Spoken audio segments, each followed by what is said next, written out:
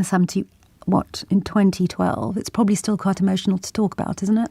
It is. It triggered me. I saw you tweeting about it yesterday, and I had tweeted about it, or whatever we call it on X nowadays. And I thought, gosh, Sangeeta might want to hear from someone who has actually been through it. And I arrived home January 2012 from work to a voicemail on my home answer phone from a police detective. She didn't say what it was about. She just said, I want to speak to Dr. Pam Spur, and here's my number. So I had a fretful night thinking, why on earth are the police calling me? I'm law-abiding. The next day, I called back. I got another detective, and after going through my details, he said he could speak to me because that particular detective who'd phoned me was now away for a few days. And he told me the bombshell that I was one of many hacking victims of the news of the world. And there unfolded this nightmare of discovery. It took a year, and during that year, the first day they told me about the legal process that I could get involved in, or I could go to court. And originally I thought, I want to have my day in court when they finally get the news of the world into court. But it was so stressful that year that I decided to go with the first tranche of people, including Hugh Grant, who were settling out of court. So for that year, we picked through everything of my life. We picked through everything that they could tell me that I'm not able to share with you about the hacking.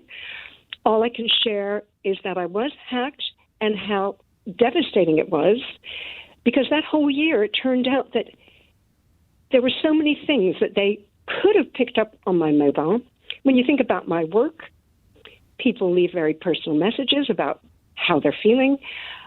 People I work with, I have family who regularly, when I think of I was traumatized about the fact that my youngest was born with pulmonary disease and had been in and out of hospital since age 3 weeks. And I'd often get voicemails from her saying, Mum, or her school saying, Mum, I'm on my way to hospital again, or the school saying, she's gone to hospital, you have to get to the hospital. And I just was so traumatized that what my poorly youngest personal messages like that. I really, and also, of course, I was so paranoid about any VIP clients of mine who might have been hurt. So it really was a devastating time. And to think that someone can peek into your phone like they're peeking through a window, like a dirty voyeur peeking into someone's bedroom window, that's how you feel. You feel tainted. So it's not a fun experience. No, I mean, I can hear your voice cracking. Just to make it clear to listeners, when you say you have to hold some things back, that's because of the non-disclosure... Legal agreement, yeah. Yes, there's a non-disclosure agreement. So I can't share things like, I know how many times I was hacked. I can't share that. I know names. I can't share that. And, of course, I can't share my settlement. But I was told I am able to just talk about what it's like for people who go through this. And I have every sympathy for these phone hacking victims. I'm not a big Harry fan because I used to be a big Harry fan, but with all there's lots of things going on which this isn't a conversation about, but I still have the greatest empathy for him, and I understand his paranoia, because it does make you paranoid, and you do not want to share anything with anybody after that. So you become very guarded. I've got to let you go in a moment, but do you... Because I think you actually sum up the feeling of quite a few people, which is some members of the public may not like the way in which he's conducted his personal affairs with his family and then gone public, but they do still respect the fact that he's used his power, wealth and money to take on some very, very powerful people in this country. Yes, absolutely. I totally concur with that. And I think anybody who's been through this will totally understand what Harry and other people have described as just shocking levels of paranoia.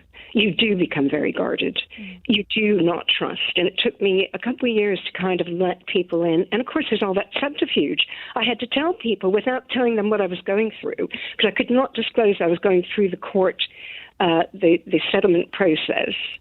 you have to tell them things like, oh, when you call me, if you don't catch me, don't worry about leaving a long message. Just say hi and I'll call you back. Because you don't want people leaving messages because you think, is the next newspaper going to do it? So. Understood. Pam, thank you very much indeed for coming on and sharing that story, because I know it's been very difficult for you. What Dr. Pam went through isn't just a headline, a case file, or a footnote in the phone hacking scandal. It's a window into the real human cost of what these newspapers did, and why Prince Harry's fight is not only justified, but necessary.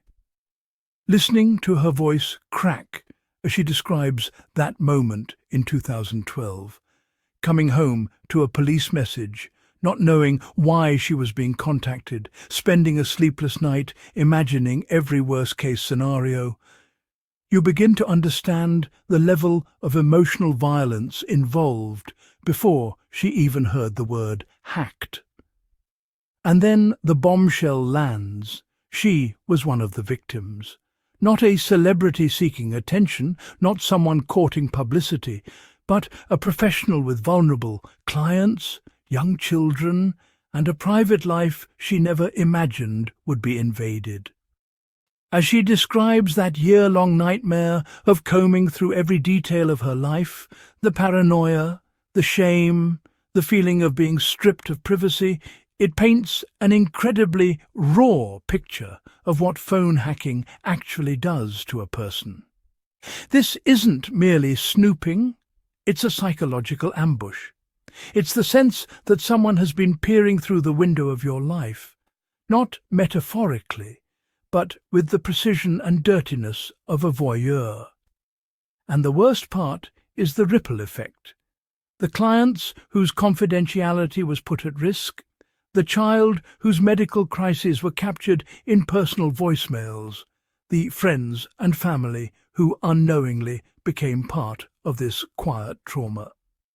When Dr. Pam says she understands Prince Harry's paranoia, it's because the paranoia is not a flaw.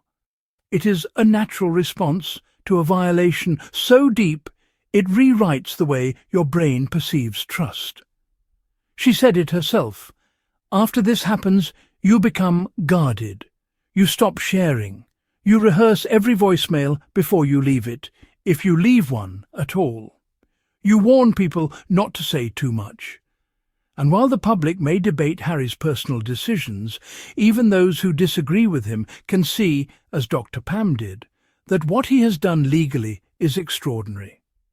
He used his platform, his resources and his voice to take on organizations that ordinary citizens could never battle alone. He fought the very machines that tormented people quietly for years, people who didn't have the power to stand up publicly or even tell their own relatives what was happening because they were legally bound to stay silent. Dr. Pam's story is a living example of the emotional chaos behind those NDAs. She can't tell us how many times she was hacked, who did it, or how much the settlement was. She can only tell us what the trauma felt like, and that, in many ways, is more powerful than the numbers, because it reveals exactly why Harry's determination to push these cases into the light matters. Not for revenge, not for headlines, but for the people like her. People who were forced to live in paranoia while the press pretended that phone hacking was just a scandal from the past. Even those who don't consider themselves big Harry fans acknowledge the importance of what he has done. You may not agree with every personal decision, you may not understand every family dynamic, but you cannot deny the courage it takes to challenge institutions that have harmed countless people and gotten away with it for decades. And you cannot listen to a voice like Dr. Pam's, cracking, vulnerable, still shaken 12 years later, and pretend this was ever about gossip or entertainment. This was about violation. This was about dignity. This was about the right to a private life.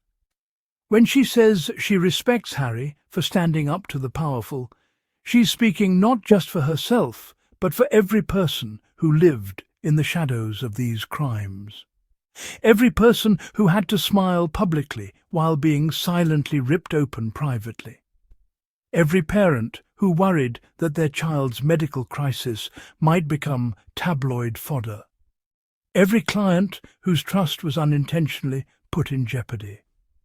Dr. Pam's story helps us understand the emotional truth behind Harry's paranoia, and it reminds us why this fight has always been bigger than him.